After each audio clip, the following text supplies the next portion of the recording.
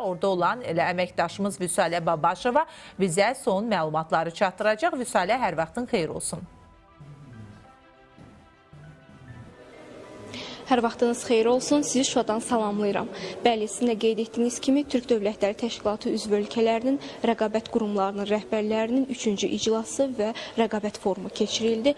Azərbaycan, Türkiyə, Qazaxıstan, Qırğızıstan, Özbəkistan, Macarıstan və Şimali Kipr Türk Respublikasının rəqabət qurumlarının rəhbərləri və yüksək vəzifəli şəxslər iştirak elədi.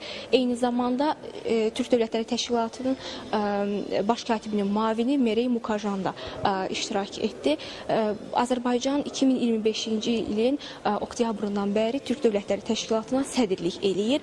Məhz bu həm 3-cü iclasın, həm də forumun bu müddət ərzində keçirilməsi Azərbaycanın həm Türk dünyasına, həm də rəqabət siyasətinin formalaşdırılmasına verdiyi töhfələrdən biri sayılır. Buna görə də tarixi əhəmiyyət daşıyır.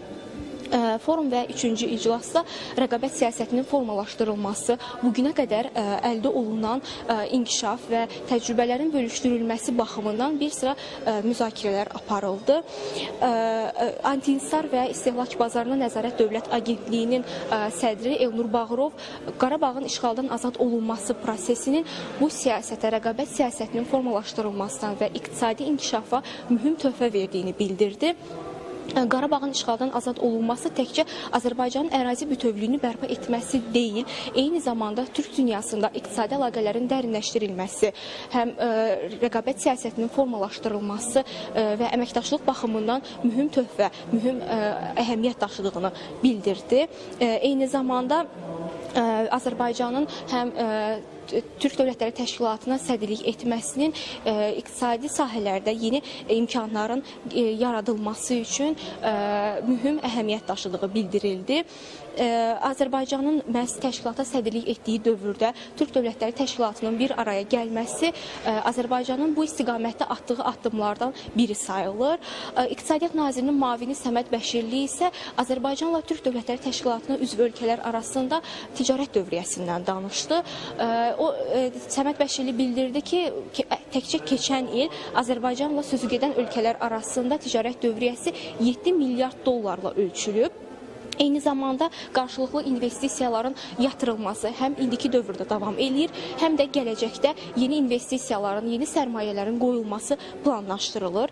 Türk Dövlətləri Təşkilatının baş katibi müavini Merey Mukajan isə nitqini Azərbaycan dilində başladı. Ardınca isə o həm Qarabağın işğaldan azad olunmasını, həm də Azərbaycanın Türk Dövlətləri Təşkilatına verdiyi töhfələrdən danışdı. Həmçinin bu dövrdə iqtisadi əlaqələrin dərinləşdirilməsinə yönəlmiş geniş təşəbbüslərə xüsusi diqqət çəkdi. Türkiyə Rəqabət Qurumunun rəhbəri Birol Küley isə Türk dövlətlərinin rəqabət qurumlarının birgə apardığı siyasətdən, bu istiqamətdə aparılacaq yeni imkanlardan, yeni addımlardan və bu istiqamətdə indiki dövrə qədər çox ciddi işlərin görüldüyünü bildirdi.